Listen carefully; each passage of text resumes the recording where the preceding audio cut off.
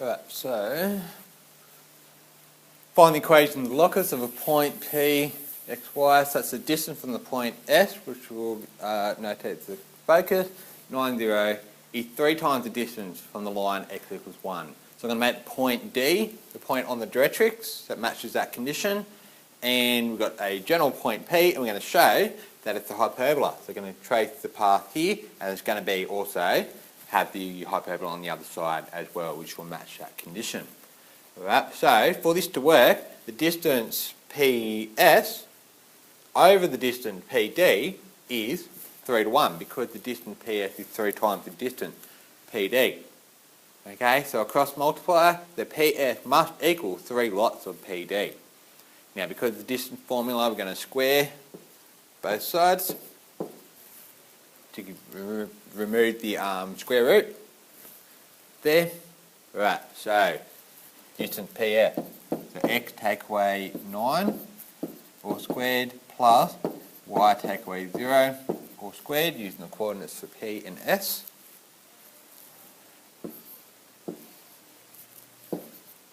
Is equal to 3 squared, so 9. Then x take away, so x take away 1 all squared plus y take away y all squared. So that should be nothing new for based on mathematics and extension work from there. Right, so we need to expand it out.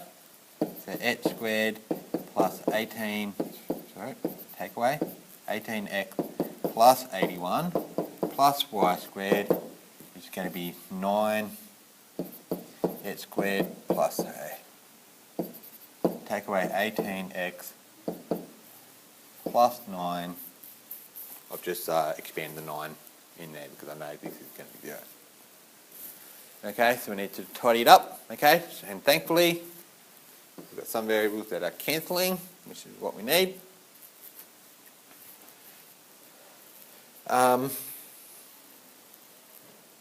So x squared, we've got x, what I'm going to do, I'm going to move everything to the right hand side. So we've got 9x squared take away x squared, so I'm moving everything to the right to make that positive. And then the y squared is going to go over to the right as well. And then we've got 81 on the left, take away 9. It's going to equal 72.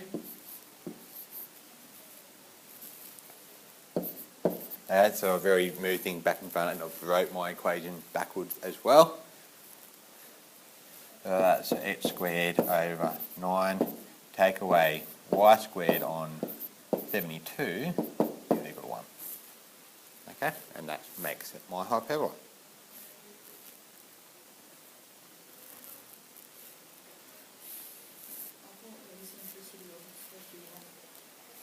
So? Isn't the eccentricity not supposed to be 1 for hyperbola? Yes, that's correct. Then why is it? Because that's the formula. Because this allows us a squared and b squared, which helps us to find the eccentricity, which also helps us to find the intercept, etc., etc. Alright, sketch the graph of that relation. Alright, so y squared over 36 take away x squared on 16 is equal to 1. Okay, so the minus sign with the x squared, okay, so that means the hyperbola is going to do that because y squared on 36 is positive. Okay, so eccentricity e squared. So b is going to be my main variable. Alright, remember we need a number greater than 1. Alright, this will be the clue that you need the addition. Okay, I'm pretty sure that's correct. Even I've got to check because of the so many different things you need to know. B squared plus A squared on B squared. Excellent. Alright, so E squared is going to be 36 plus 16 on 36. Okay, so B is always with Y and A are always with X. Alright, so the sign will determine the layer. Alright, so you've got to remember that B is always with Y and X is always with A. Alright, 36 plus 16 is 52 on 36, so E is going to be the square root of 52 on 6.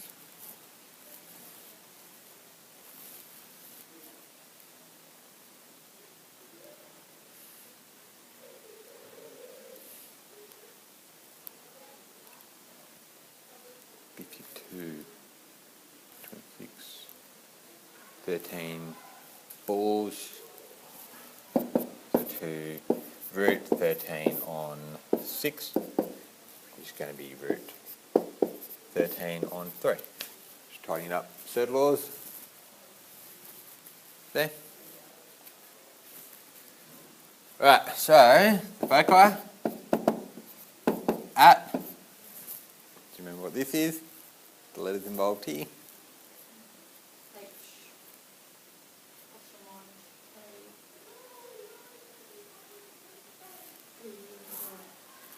A. Well, this one's going to be at the centre is going to be at the origin because it's x squared and y squares. Okay, so yes, it would be h, but h is going to be 0. Okay, it's going to be 0 for the x value, then plus or minus be. So you multiply them together for the foci and you do the division for your directrices. Also, I'm observing that root 13 over 3 is going to be a number greater than 1. So I'm checking these things as I go. Okay, so we're at 0. Right, so b squared, thankfully, is the perfect square number, 36. So b is going to be 6 times root 13 on 3. So the coordinates of foci is going to be 2 root 13. Plus or minus, sorry, 2 root 13. Okay, directrices. Okay, remember the equation for this. Okay, y is b over e, and of course we've got two of them, so plus or minus.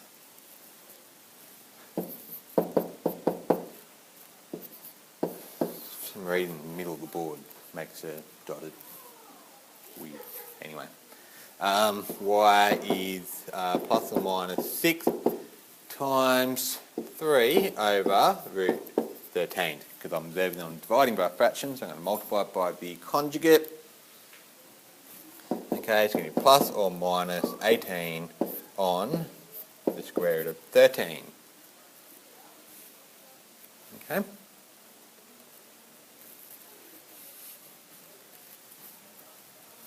Gets the graph of that relation. So what are the foci and directrices?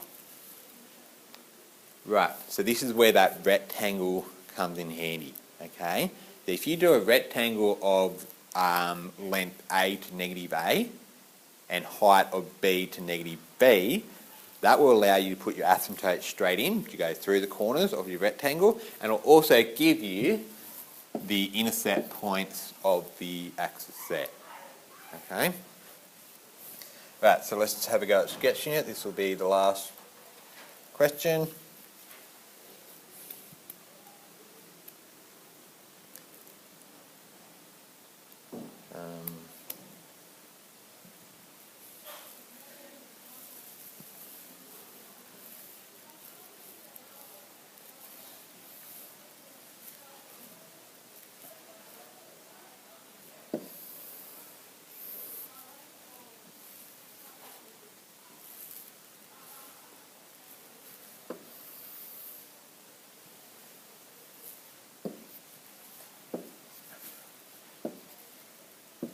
Okay, so what I can do is once I work out the values for A and B, so B squared 36, so B is going to be negative 6 and 6. A squared was 16, so A is going to be 4 and negative 4. So if I do a rectangle, including those points, just a light rectangle or dotted rectangle, okay, so I'll do here in green.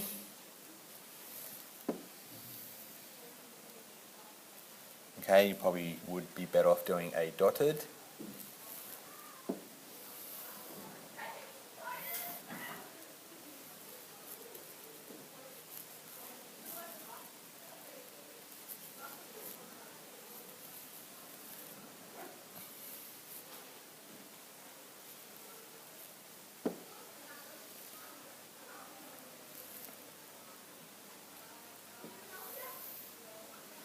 Okay, so there's the rectangle. Alright, this will allow me to put the asymptotes in corner to corner, and will also tell me where the meeting point of your the turning point, if you like, of your hyperbola.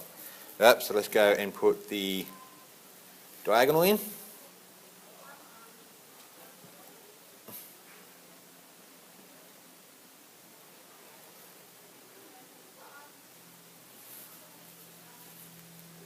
Alright, so this is an asymptote, and then the dotted line.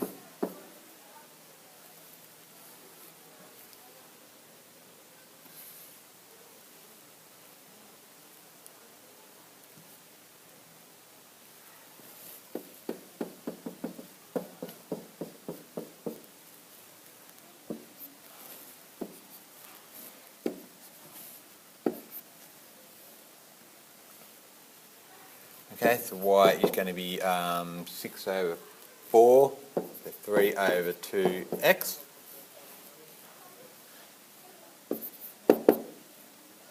Negative 3 on 2x.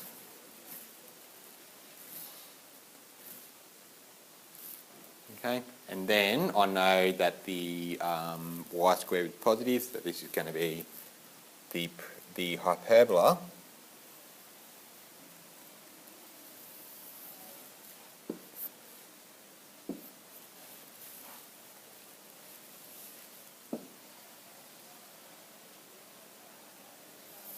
Something like that. Okay?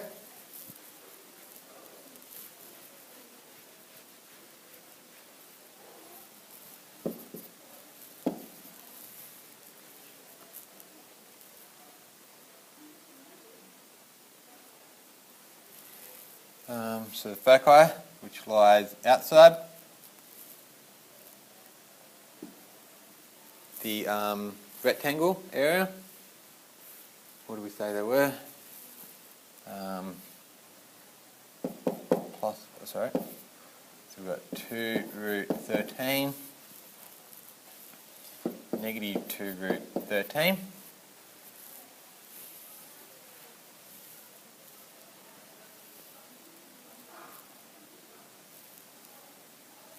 And the detrices are going to be inside the rectangle area.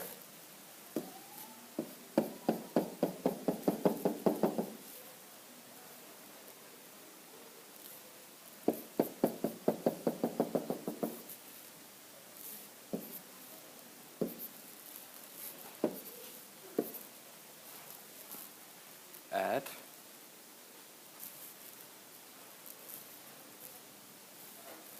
y is 18 on root 13, y is negative 18 on root 13.